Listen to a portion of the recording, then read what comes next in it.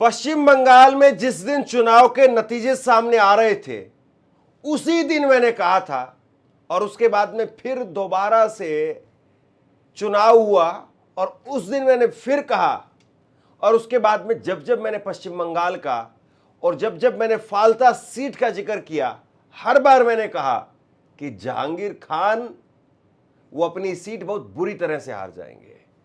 और सीट हार और जीत तो बहुत दूर की बात रही, बंगाल के अंदर जिस बात की आशंका जताई जा रही थी, जिस बात का डर था, वही हुआ है। जहांगीर खान ने हथियार डाल दिए, चुनाव लड़ने से मना कर दिया जहांगीर खान ने और बाकायदा प्रेस कॉन्फ्रेंस करके, बाकायदा ट्वीट करके उन्होंने इस बात को कहा है कि वो चुनाव नहीं लड़ने जा रहे हैं। जहांगीर खान की सीट पर, फाल्ता की सीट पर 2 बार चुनाव हुए, 2 बार वोटिंग हुई और दोनों बार वोटिंग रद्द कर दी गई। ये फाल्ता की सीट वही सीट थी जहां पर अजय पाल शर्मा वो जाकर के जिस तरीके से हेकड़ी दिखा रहे थे वहां पर, और उसके बाद में जहांगीर खान ने कहा था कि अगर ये सिंघम है अजय पाल शर्मा तो मैं पुष्पा हूं, झुकूंगा नहीं। लेकिन भैया सत्ता के आगे, उस शक्ति के आगे, उस पावर के आगे हर कोई रेंगने लगता है, झुकने की बात तो बहुत दूर रह जाती है, जमीन चाटने लगता है। और आज के दौर में और खास तौर पर पश्चिम बंगाल के अंदर बहुत मुश्किल काम है कि आप विपक्ष की राजनीति कर पाए। पश्चिम बंगाल का कुछ दौर ही ऐसा है और जहां पर भाजपा अगर इतने प्रचंड बहुमत से आ गई तो वहां तो और बड़े बड़े दुर्ग जो है वो ढह गए, बड़े बड़े किले वो ढह गए, तो पश्चिम बंगाल के बारे में क्या कहा जाए।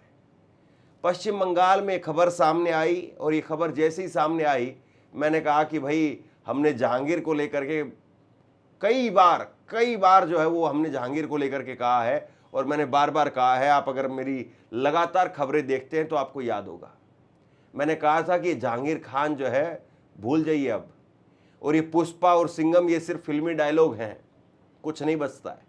अब उन्होंने क्या कहा है, उन्होंने प्रेस कॉन्फ्रेंस की बाकायदा और प्रेस कॉन्फ्रेंस करके कहा है कि मुख्यमंत्री बहुत बढ़िया काम कर रहे हैं, बहुत शानदार काम कर रहे हैं और मुख्यमंत्री ने स्पेशल पैकेज देने की बात कही है फाल्ता को और इसीलिए मैंने चुनाव से अपने आप को विड्रॉल कर लिया है, मैंने अपने आप को चुनाव से हटा दिया है।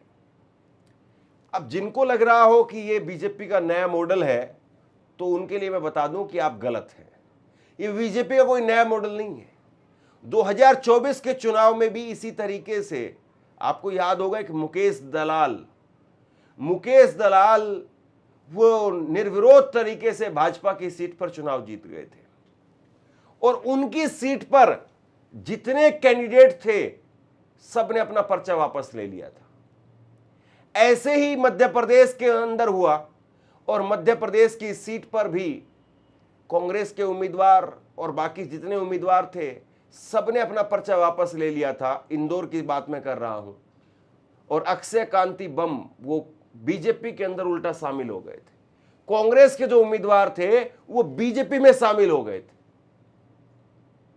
तो ये बीजेपी को चुनाव की जरूरत है क्या?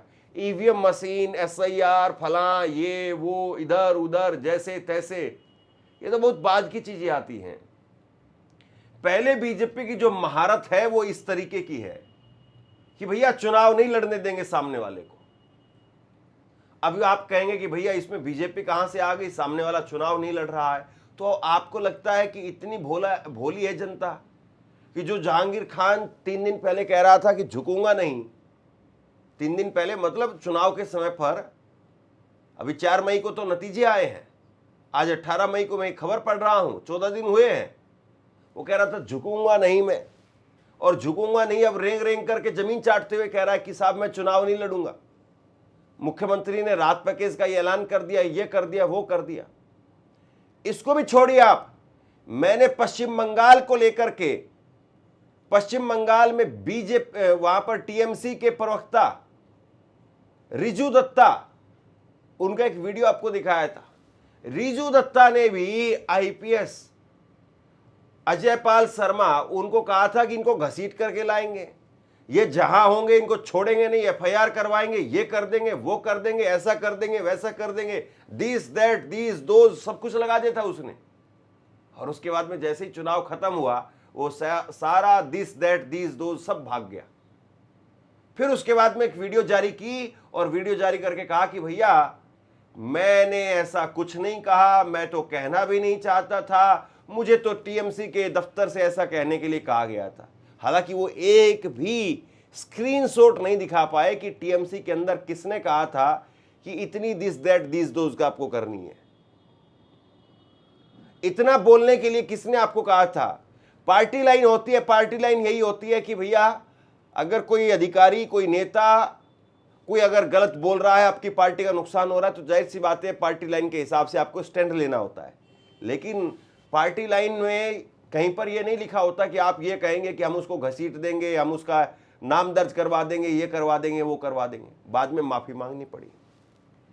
डेमोक्रेसी, नरेंद्र मोदी क्या कहते हैं? Mother of democracy. Mother of democracy की ये साइन होते हैं। मदर ऑफ डेमोक्रेसी में ऐसा होता है कि चुनाव छुट्टी, और ये अगर एक यहां पर चुनाव है, अगर 10 सीटों पर भी उपचुनाव होते तो मुझे लगता है कि कम से कम 4-5 सीटें ऐसी होती जहां पर यह हालत हो जाती। और अभी आप देखिए, आप भी कहीं नहीं जाएंगे, हम भी कहीं नहीं जाएंगे, आप भी बैठ करके खबर देखेंगे, हम भी खबर दिखाएंगे। अगले चुनाव तक ममता बनर्जी को कैंडिडेट देखने पड़ेंगे अपने। बंगाल के अंदर अब बहुत लोग कहते हैं कि ममता बनर्जी फाइटर है, ये है, वो है। सरकार में थी तब वो फाइटर थी, बीजेपी फुल पावर में नहीं थी तब वो फाइटर थी। अब वो विपक्ष में है, बीजेपी फुल पावर में है, तो अब आप देखना कि कैसे फाइटर जो है वो होता है और कैसे फाइटर नहीं होता है। और मैं ममता बनर्जी की इसमें कोई गलती भी नहीं मानता हूं। कोई नेता कैसे लड़ेगा? आपके कार्यकर्ताओं को, आपके लोगों को नीचे से तहस नहस कर दिया जाए, तोड़ दिया जाए। अकेला आदमी भी बिना परिवार के लड़ नहीं सकता है। अकेला आदमी भी तब बोलता है जब उसके पीछे उसका परिवार खड़ा हुआ होता है। और जब परिवार ही अगर टूट जाए, जब परिवार ही धक्के मार करके बाहर कर दे, तो बताइए अकेला आदमी भी नहीं लड़ पाता है तो ममता बनर्जी कहां से लड़ेंगी? और मदर ऑफ डेमोक्रेसी का जो तमगा है वो सारी पार्टियों को अपने दफ्तरों के बाहर लगवा देना चाहिए कि हम आज का विपक्ष हैं और आज हम नरेंद्र मोदी के राज में, मदर ऑफ डेमोक्रेसी में इस प्रकार से अपनी प्रैक्टिस कर रहे हैं चुनाव लड़ने की। याद करिए, राहुल गांधी ने प्रेस कॉन्फ्रेंस करके कहा था कि हमारे खाते फ्रीज कर दिए गए हैं लोकसभा चुनाव से पहले। चुनाव के अंदर एक लाइन कही जाती है, बहुत घिसी पिटी लाइन है, बहुत मामूली सी लाइन है, लेकिन उसका अर्थ बहुत बड़ा है। चुनाव के अंदर कहा जाता है लेवल प्लेइंग फील्ड। और लेवल प्लेइंग फील्ड का मतलब क्या है? लेवल प्लेइंग फील्ड का मतलब यह कि सबके लिए समान अवसर। ऐसा नहीं है कि जहांगीर खान कोई है और कोई कह रहा है कि मैं पुष्पा हूं, मैं डरूंगा नहीं, मैं झुकूंगा नहीं। एक कहावत कही जाती है देहात के अंदर कि कमर के नीचे से मिट्टी निकाल देना, पहलवान के कमर के नीचे से मिट्टी निकाल देना। तो बीजेपी तो कमर के नीचे से मिट्टी निकाल रही है साहब। तो पुष्पा क्या करेगा? पुष्पा के भी 2-4 स्कूल होंगे, इधर उधर काम धंधा होगा। जहांगीर खान कोई ऐसी राह चलते हुए लड़का थोड़ी ना कोई, आपको लग रहा होगा। नहीं होगी, जब भी कई करोड़ रुपए की प्रॉपर्टी होगी, और बहुत सारे नेताओं की है और बहुत सारे लोगों की है। तो आप बताइए कि लेवल प्लेइंग फील्ड और डेमोक्रेसी और ये और वो और ऐसा और वैसा, ये डेमोक्रेसी। और ये पुष्पा का कोई ऐसा आश्चर्य वाली बात नहीं है। कहां कहां किस किस तरीके से कौन कौन कितना लड़ सकता है। बहुत बार बहुत सारी बातें ऐसी होती है जो ऑफ रिकॉर्ड कही जाती हैं। ये कहा जाता है कि कांग्रेस में कुछ नेता ऐसे हैं जो कितना बयान देंगे और राहुल गांधी तक का जो ट्वीट होता है वो रीट्वीट करने की भी हिम्मत नहीं रखते हैं।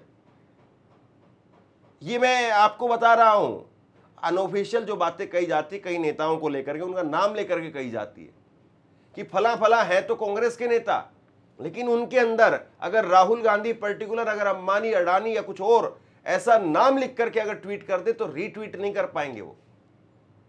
क्यों? क्योंकि वो समझ गए? बाकी आप मैं कहना नहीं चाहता हूं।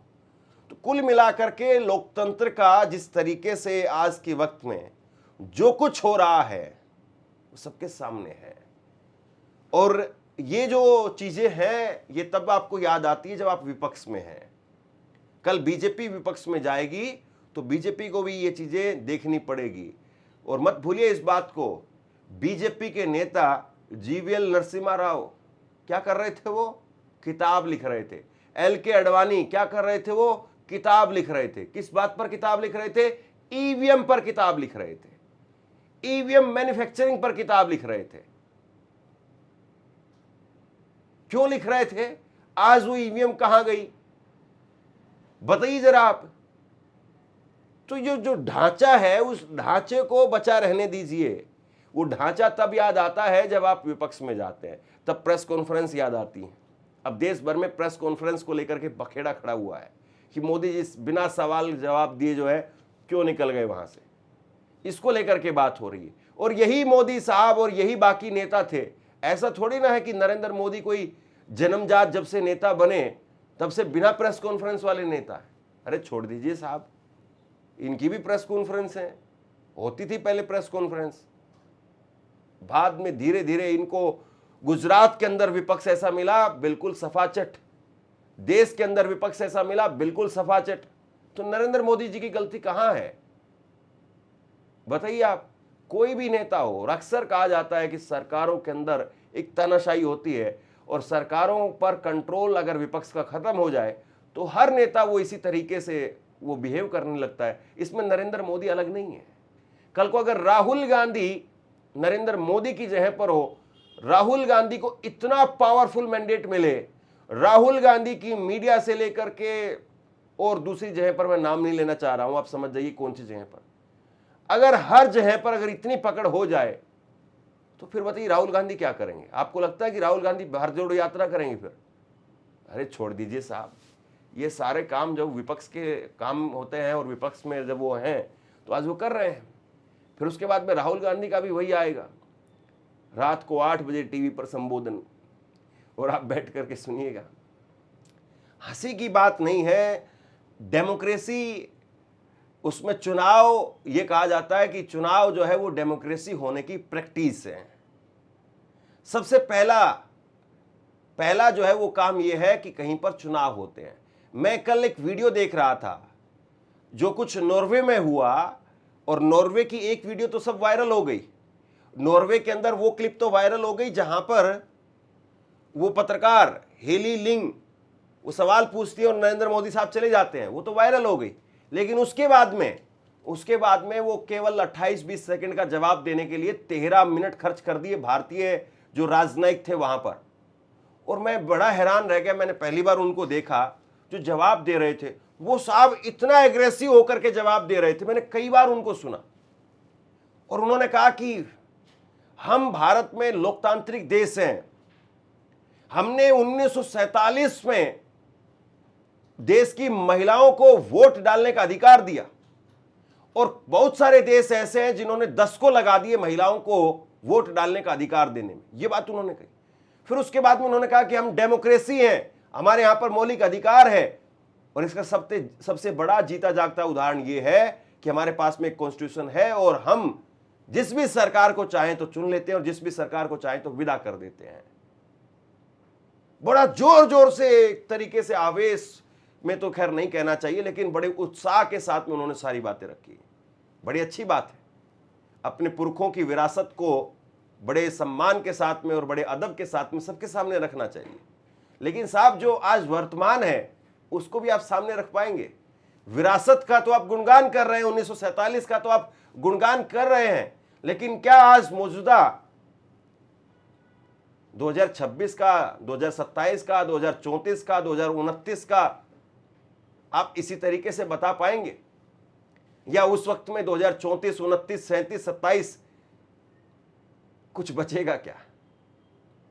मैं ज्यादा कुछ कहना नहीं चाहता हूं, लेकिन आप जरा समझिए इस बात को कि अगर जहांगीर खान आउट हो रहे हैं तो इससे जहांगीर खान को फर्क पड़ रहा है, या जहांगीर खान जब आउट हो रहे हैं तो बाकी के नेता वो समझ चुके हैं, मान चुके हैं, बता चुके हैं ये बड़ा सेट पैटर्न सा है कि फला नेता, अभी देखिए आप दिल्ली के अंदर अशोक मित्तल के घर पर ईडी की रेड पड़ी और 10 दिन के बाद में अशोक मित्तल, जिनको राघव चड्ढा को हटा करके आम आदमी पार्टी ने अपना नेता बनाया, वो अशोक मित्तल जो है वो राघव चड्ढा का हाथ पकड़ करके और उनके साथ में बाकी के 6-7 सांसद और भाजपा के अंदर शामिल हो गए। ये नेता कोई आसमान से थोड़ी ना आए हैं, ये आपके और हमारे बीच से गए हैं। नेताओं को अगर मान लीजिए कि आप अच्छे तरीके से पैकेज मिल जाए कि भैया ठीक है, रिलैक्स है, जैसे कि आप कोई बताते हैं ना कि होटल का कमरा मिल रहा है, तो होटल का मालिक क्या बताता है आपको? होटल का मालिक बताता है कि साहब बेडरूम है, 2 बेडरूम है, एसी लगा हुआ है, 24 आवर जो है वो लाइट की, वाईफाई की सब सुविधा आपके पास में रहेगी, खाना वो आपके टेबल पर पहुंच जाएगा, रूम में ही रूम सर्विस देंगे, स्विमिंग पूल भी है। आप दिन में अगर सुबह सुबह घुड़सवारी करना चाहेंगे तो घुड़सवारी भी हम करवाएंगे। आप कहेंगे भैया बैग उठा करके लाओ, इससे अच्छा ऑप्शन हो ही नहीं सकता है, इतने कम पैकेज में मिल ही नहीं सकता। कुल मिलाकर के जो कुछ है वो आपके सामने है। बाकी नरेंद्र मोदी साहब ने कहा है मदर ऑफ डेमोक्रेसी, सबसे इंपॉर्टेंट बात ये है। और जहांगीर खान वो हट गए हैं चुनाव में, बहुत सारे लोग हट जाते हैं, हो सकता है कि उनके कोई अपने कारण रहे होंगे। नरेंद्र मोदी जी ने या बीजेपी ने या किसी और दूसरे आदमी ने उनको बिल्कुल भी प्रेशर नहीं किया होगा, मैं ये मान करके चलता हूँ। बाकी आप अपनी राय जरूर मुझे बताइए नीचे कमेंट सेक्शन में। इस वीडियो को लाइक कीजिए और चैनल को सब्सक्राइब जरूर कीजिए। शुक्रिया, थैंक यू।